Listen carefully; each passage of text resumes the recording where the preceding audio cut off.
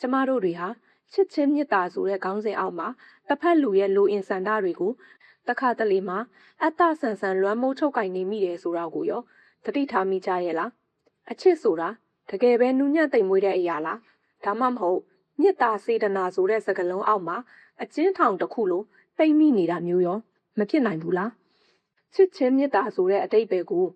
တဏှာကြီးကြာဆက်လန်းဆိုတဲ့ဒီဝတ္ထုကနေရှာဖွေကြည့်ကြရအောင်ပြီးတော့ကျမတို့တတိမထားမိကြတဲ့မိမိကိုယ်ကိုလွတ်လပ်စွာပိုင်ဆိုင်ခြင်းဆိုတဲ့အကြောင်းအရာအပါဝင်ပေါ့ဒီဝတ္ထုက1894ခုနှစ်ပေါင်း100ကျော်ပြီဖြစ်တဲ့စာရေးဆရာမခိတ်ချိုပင်ရဲ့ဝတ္ထုတို့ဖြစ်ပြီးမြန်မာဘာသာတို့ပြန်ဆိုတင်ဆက်ပေးထားတာပဲဖြစ်ပါတယ်တဏှာကြီးကြာဆက်လန်းမူရင်းရေးသားသူခိတ်ချိုပင်မစ်စစ်မဲလက်တွင်နှလုံးရောဂါအခန်းရှိသည်ကိုသိထားကြသဖြင့်သူမ၏ခင်ပွန်းတိတ်ဆုံးသွားပြီဖြစ်ကြောင်းသတင်းဆိုးကိုပြောပြရာတွင်ထိခိုက်မှုအ ਨੇ ဆုံးဖြစ်အောင်အလွန်တတိထား၍ပြောပြပေးခဲ့ကြသည်သူမ၏အမဖြစ်သူဂျိုးစဖင်းကထိုသတင်းကိုသူမအားပြောပြရာတွင်အမှန်တရားကိုတဝက်တစ်ပြက်ဖုံးကွယ်ထားသလိုအရေးအမွက်ပြရင်းနှင့်ဖြည်းဖြည်းချင်းသာဖွင့်ဟခဲ့ရသည်သူမခင်ပွန်း၏မိတ်ဆွေရစ်ချက်တီလည်းသူမအနီးတွင်ရှိနေခဲ့သည်ရစ်ချက်တီသတင်းစာတိုက်တွင်ရှိနေစဉ်ရက်ထားမောက်တီသတင်းနှင့်အတူတေဆုံးသူများစရင်၏ထိတ်ဆုံးတွင်ဘရန်တလီမဲလက်စ်၏အနီကိုတွေ့မြင်ခဲ့ရခြင်းဖြစ်သည်သူသည်ဒုတိယအကြိမ်ကျေးနန်းစာဖြင့်ထိုသတင်းကိုတေချအောင်အတည်ပြုခဲ့သည်ထို့နောက်ဂယုမဆိုင်တတ်သောတနာကျင်နာမှုနည်းသည်မိတ်ဆွေတအူးမှဤဝမ်းနည်းဖွယ်သတင်းစကားကိုမင်းစစ်မဲလက်အားမကြားစီလိုတစ်ဖြစ်အပြေးအလွှားရောက်လာခဲ့ခြင်းဖြစ်သည်အမျိုးသမီးအများစုကဲ့သို့ထိုသတင်းကိုလက်မခံဘဲတုံလုံးမိတ်မျောထွားမိပုံစံမျိုးသူမတွင်မရှိခဲ့ပေသို့တော့သူမသည်ရှက်ချင်းပင်အမဖြစ်သူ၏ရင်ခွင်ထဲ၌ထိမ့်မနိုင်သိမ့်မရပြင်းပြင်းထန်ထန်ငိုကြွေးလေတော့သည်ဝမ်းနည်းပူဆွေးမှုမုန်တိုင်းငြိမ်သက်သွားသည့်အခါတွင်မူသူမသည်အခန်းထဲသို့တယောက်ထဲဝင်သွားခဲ့သည်ညီသူတဦးတယောက်မှနောက်ကလိုက်မသွားပေအခန်းထဲရှိဖွင့်ထားသောပတင်းပေါက်ရှိတွင်တက်တောင့်တက်တာရှိသောလက်တင်ကလထိုင်တစ်လုံးရှိနေသည်သူမသည်ထိုကလထိုင်ပေါ်သို့နှင့်ဝင်ထိုင်ချလိုက်သည်ခန္ဓာကိုယ်တစ်ခုလုံးသာမကစိတ်ဝင့်နေတဲ့အထိထိုးဖောင်းနှိပ်စက်နေသည့်ပင်ပန်းနွမ်းနယ်မှုတံကသူမကိုဖိနှိပ်ထားတဲ့ကဲ့သို့ပင်သူမ၏အိမ်ရှိကွင်းပြင်ထဲတွင်ຫນွေဥ၏တပ်ဝင်လှုပ်ရှားမှုကြောင့်ရိမ့်နွဲ့နေသောတစ်ပင်ထိပ်ပြားများကိုတွေ့မြင်ရသည်လေထုထဲရှိမိုးရနံ့တင်းတင်းကပြန့်လွင့်လာသည်အောက်ဘက်လမ်းမပေါ်တွင်ဈေးတဲ့တအူး၏အော်ဟစ်ရောင်းချတံကိုကြားနေရသည်တနေရာရာမှတစုံတစ်ယောက်တီဆိုနေတော့တရှင်းတံကိုလည်းတိုးညင်းစွာကြားရပြီးအိမ်ခေါင်မိုးအစွန်းများတွင်စာကလေးငတ်များစွာ၏တကြည်ကြည်မြည်တံများဖြစ်လဲစူညံ့နေသည်ပဒင်းပေါက်နှင့်မျက်နှာရှင်းဆိုင်အနောက်ဘက်ကောင်းကင်တွင်တိမ်တိုက်များတစ်ခုပေါ်တစ်ခုထပ်နေတော့လဲထိုတိမ်တိုက်များကြားမှပြာလွင့်သောကောင်းကင်ရန်အစိပ်ပိုင်းများကိုဟိုတစ်ကွက်ဒီတစ်ကွက်တွေးမြင်နေရသည်သူမသည်ကလထိုင်တွင်မလုံမရှက်ထိုင်နေသည်ငိုလွန်း၍အိပ်ပျော်သွားပြီးအိမ်မက်ထဲတွင်ငိုရှိုက်နေစေကလေးငယ်တဦးကဲ့သို့သူမ၏လေချောင်းထဲမှခြိုက်တံတစ်ခုတက်လာပြီးခန္ဓာကိုယ်ကိုတုန်ခါတွားစေသည့်အချိန်မှလွဲ၍သူမငြိမ်သက်နေသည်သူမသည်ငယ်ရွယ်ပြီးတည်ငြိမ်အေးချမ်းသောမျက်နှာရှိသူဖြစ်သည်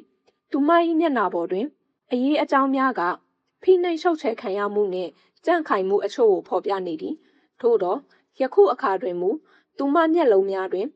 အယောင်အဝါတောက်ပမှုကင်းမဲ့နေသောဝေးလံသောကောင်းကင်ပြအစိပ်ပိုင်းတစ်ခုစီတို့စိုက်ကြည့်နေမိသည်၎င်းသည်တစုံတရာကိုစဉ်းစားဆင်ခြင်နေသည့်အကြည့်မျိုးမဟုတ်ပါ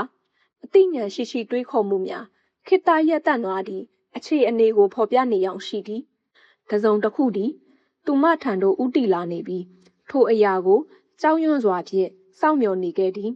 ထိုအရာကဘာဖြစ်သနည်းသူမမသိပါအလွန်နူးညံ့သိမ်မွေ့ပြီးဖန်ဆုပ်၍မရနိုင်လောက်သည့်ခံစားချက်တစ်ခုဖြစ်ပြီးနာမည်တက်ဖို့ရန်ခက်ခဲလွန်းနေသည်သို့တော့နောက်ဆုံးတွင်သူမသိလိုက်သည်ထိုအရာသည်ကောင်းကင်ယံမှတိုးထွက်လာပြီးလေထုထဲမှပြန့်နှံ့လာတော့အယောင်အတွေးစုံလင်သည့်အတန်များရနက်များနှင့်တောက်ပသည့်အယောင်အဝါများမှသူမထံသို့တဖြည်းဖြည်းချင်းကပ်လာကြောင်းခံစားမိသည်ထိုအခါသူမ၏ရင်ဘတ်တွင်ပြင်းထန်စွာ နှိမ့်ချီမြင့်ချီလှုပ်ရှားလာသည်သူမကိုလာရောက်လွမ်းမိုးချုပ်ခိုင်တော်မူအရာကိုစတင်သိမြင်လာပြီးမိမိ၏စိတ်အင်အားဖြင့်ပြန်လည်သားစီးရန်ကြိုးစားနေသည်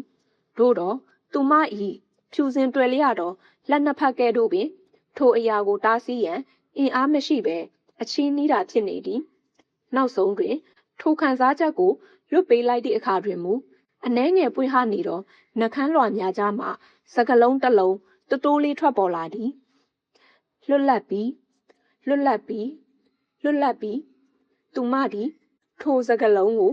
အတက်ရှူတန်တိုးဖြင့်ထက်ကတလဲလဲရေရွတ်နေမိသည်သူမ၏မျက်လုံးများထဲမှမျိုးငယ်နေသောအကြည့်များနှင့်ကြောက်ရွံ့မှုတို့ပျောက်ကွယ်သွားသည်မျက်လုံးများစူးရှားတောက်ပလာသည်သူမ၏တွေးခုန်နှုံးကမြန်ဆန်လာပြီးခန္ဓာကိုယ်အနှံ့စီးဆင်းနေသောနှွေးထွေးသောတွေးများကသူမ၏ခန္ဓာကိုယ်အစိတ်ပိုင်းတစ်ခုလုံးကိုလန်းဆန်းသွားစေသည်သူမကိုလွှမ်းမိုးလိုက်တော့ထိုခံစားချက်သည်ကြောက်မက်ဖွယ်ကောင်းသောပျော်ရွှင်မှုတစ်ခုဟုတ်မဟုတ်ကိုမေးခွန်းထုတ်မနေတော့ပေရှင်းလင်းပြီးမြင့်မြတ်လာသောယင်းအသိဉာဏ်က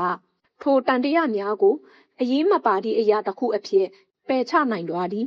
ခင်ပွန်းဖြစ်သူအမြဲကျင်နာယူရခဲ့သောမြစ်တာမပြတ်ခဲ့ဘူးတော့သူမ၏လက်အစုံကိုရင်ဘတ်ပေါ်တွင်တင်ထားသည်ယခုအချိန်တွင်အယောင်အစင်းကင်းမဲ့ကအသက်မဲ့နေသောခင်ပွန်းဖြစ်သူ၏မျက်နာကိုပြန်မြင်ရသည့်အခါသူမထပ်မံငိုကြွေးအုံးမိကိုတော့သူမသိနေသည်သို့တော့ထိုခါတိလာတော့အခိုက်အတန့်ကိုရင်ဆိုင်လိုက်ပြီးသည့်နောက်သူမကိုသူမသာလုံးဝအုတ်တုံပိုင်ဆိုင်တော့မီရှေလျားလာတော့အနာဂတ်နှစ်ကာလများကိုသူမမြင်နေသည်ထိုနှစ်ကာလများကိုကြိုဆိုသည့်အနေဖြင့်သူမသည်လက်နှစ်ဖက်ကိုဖြန့်ကားလိုက်သည်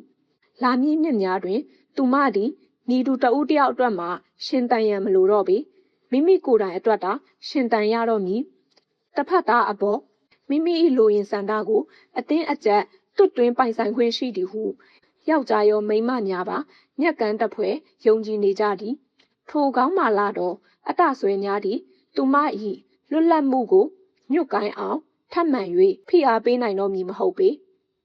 ယခုကဲ့သို့အတိညာပွင့်လင်းသွားသည့်အခိုက်အတန့်လေးတွင်ပြန်လည်တွေးတောဆင်ခြင်ကြည့်သည့်အခါစေတနာနှင့်ဖြစ်စေရက်စက်မှုနှင့်ဖြစ်စေတစ်ဖက်လူတဦးအပေါ်မိမိလိုအင်ဆန္ဒကိုအသင်းအကျပ်လွမ်းမိုးချုပ်ကင်ခြင်းသည်ပြစ်မှုတစ်ခုထပ်မလျော့ကြောင်းသူမခံစားလိုက်ရသည်သို့တော်လည်းသူမသူ့ကိုချစ်ခဲ့ပါသည်တခါတရံတွင်သာဖြစ်ပေလိမ့်မည်များတော့အဖြစ်တော့သူမမချစ်ခဲ့ပါထို့အရာကဘာများအရေးပါသနည်း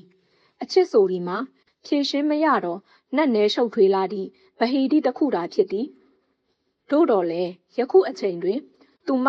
ရုတ်တရက်အတိမတ်ပြုလိုက်သည့်မိမိကိုယ်ကိုလွတ်လပ်စွာပိုင်ဆိုင်ခြင်းဆိုသည့်အရာနှင့်နှိုင်းယှဉ်လိုက်လျင်မူထိုအချစ်ဆိုသောအရာသည်သူမအတွက်ဘာများအရေးပါတော့သနည်းလွတ်လပ်ပြီရုပ်ခန္ဓာရောစိတ်ဝန်းညီပါလွတ်လပ်သွားပြီဟုသူမကတိုးလေးရေရွတ်နေမိသည်ဂျိုးစဖင်းသည်ပိတ်ထားသောတကားရှိတွင်ဒူးထောက်လျက်တောပေါက်နာတို့နှကန်းကပ်ကတကားကိုဖွင့်ပေးရန်တောင်းဆိုနေသည်လူဝီစ်တကားဖွင့်ပါအောင်တောင်းပန်ပါတယ်တကားဖွင့်ပေးပါနေမကောင်းဖြစ်ပြီးတခုခုဖြစ်သွားလိမ့်မယ်တွားပါကျမနေမကောင်းမဖြစ်ပါဘူးတကယ်လဲသူမနေမကောင်းမဖြစ်ခဲ့ပြီသူမသည်ဖွင့်ထားသောပဒင်းပေါက်မှတဆင့်ဘဝ၏အင်အားဖြည့်စေသမျိုးကိုအာရပါရတောက်တုံနေခြင်းသာဖြစ်သည်သူမ၏စိတ်ကူးများသည်လာမည့်အနာဂတ်နေ့ရက်များစီတို့အထိန်အကွက်မရှိပြေးလွှားနေသည်သူမကိုယ်ပိုင်ဖြစ်လာမည်ຫນွေဦးနေ့ရက်များຫນွေရာသီနေ့ရက်များနှင့်အခြားသောနေ့ရက်ပေါင်းများစွာစီတို့သူမကအသက်ရှည်ပါစေကြောင်းအမြန်ပင်ဆုတောင်းလိုက်သည်မနေ့တုန်းကပင်တက်တန်းညီမျှရှိမည်ကိုတွေးမိရင်တုံလုံးကြောက်ရွံ့ခဲ့သူဖြစ်သည်အဆုံးတွင်သူမထရက်လိုက်ပြီးအမဖြစ်သူ၏အသင်းအကျပ်တောင်းဆိုမှုကြောင့်တကားကိုဖွင့်ပေးလိုက်သည်သူမ၏မျက်လုံးများတွင်အဖျားတက်နေသူတဦးကဲ့သို့တောက်ပတော့အောင်မြင်သူတို့၏အရေးအယောင်များရှိနေပြီးသူမကိုသူမတတိမထားမိပဲအောင်ပွဲခံနတ်ဖျားမတပါးကဲ့သို့ပင်ဂုံယူဝင့်ကြွားစွာဖြင့်ရှောက်လန်းလာသည်သူမသည်အမဖြစ်သူ၏ခါးကိုဖက်လျက်နှစ်ယောက်သာလေကားမှဆင်းလာခဲ့ကြသည်လေကားအောက်တွင်ရစ်ချတ်ကသူတို့ကိုစောင့်ကြိုနေသည်ထိုအချိန်တွင်တစုံတစ်ယောက်ကအိမ်ရှိတကားကိုတော့ဖြစ်ဖွင့်လိုက်သည်ဝင်လာသူမှာ Brantley Mellas ပင်ဖြစ်သည် ခရီးပန်းလာသည့်အရေးအယောင်ဖြင့်ကိုယ်ပေါ်တွင်ဖုံမုတ်အနှဲငယ်ကပ်ပါလာတော့လဲတည်ငြိမ်စွာဖြင့်လက်ဆွဲအိတ်နှင့်ထီးကိုကင်ဆောင်ထားသည်သူသည်မတော်တဆဖြစ်ပွားခဲ့ရာနေရာနှင့်အလွန်ဝေးကွာနေခဲ့ပြီးထိုမတော်တဆမှုဖြစ်ပွားခဲ့ကြောင်းပင်မသိသေးပေဂျိုးစဖင်း၏စူးရှသောအော်ဒန်ကြောင့်သူအံ့ဩသွားသည်ထို့ပြင်ရစ်ချတ်ကသူ့ကိုဇနီး၏မြင်ကွင်းမှကွယ်ရန်အပြေးအလွှားကြိုးစားလိုက်ခြင်းအပေါ်သူနားမလည်နိုင်ဖြစ်နေသည်ဆရာဝန်များရောက်လာတော့အခါသူမသည်နှလုံးရောဂါဖြင့်တည်ဆုံးသွားခြင်းဖြစ်သည်သူမကိုတက်လိုက်သည်မှာပြင်းထန်လွန်းသည့်ဝမ်းတာမှုအချိန်ကြောင့်ပင်ဖြစ်သည်ဟုကောက်ချက်ချသွားလေတော့သည်တနာရီကြာဆက်လန်းဆိုတဲ့ဒီဝတ္ထုလေးကဒီမှာပဲပြီးဆုံးပါပြီဒီဆက်လန်းလေးမှာမစ်စစ်မဲလက်ကခင်ပွန်းဖြစ်သူအသက်ရှင်နေရကိုပြန်မြင်လိုက်ရတဲ့အခါမှာဆရာဝန်တွေပြောတယ်လို့ပဲဝမ်းတာလုံးဆိုပြီးနှလုံးရက်သွားတာလားဒါမှမဟုတ်သူမရရှိတော့မဲ့လွတ်လပ်မှုလေးရုတ်တရက်ပြန်ဆုံးရှုံးသွားလို့ရှော့ရပြီးတည်ဆုံးသွားတာလားဆိုတာကိုပရိသတ်တို့ရဲ့အမြင်ကိုလည်းကောမန့်မှာမျှဝေပေးခဲ့ပါဦးနော်နောက်ထပ်စိတ်ဝင်စားစရာဇာတ်လမ်းလေးတွေကိုလည်းစောင့်မျှော်အားပေးကြပါဦးနော် channel လေးကို like and subscribe လုပ်ထားဖို့လည်းတောင်းဆိုပါတယ်အားလုံးပဲချွန်လန်းချမ်းမြေ့ကြပါစေ။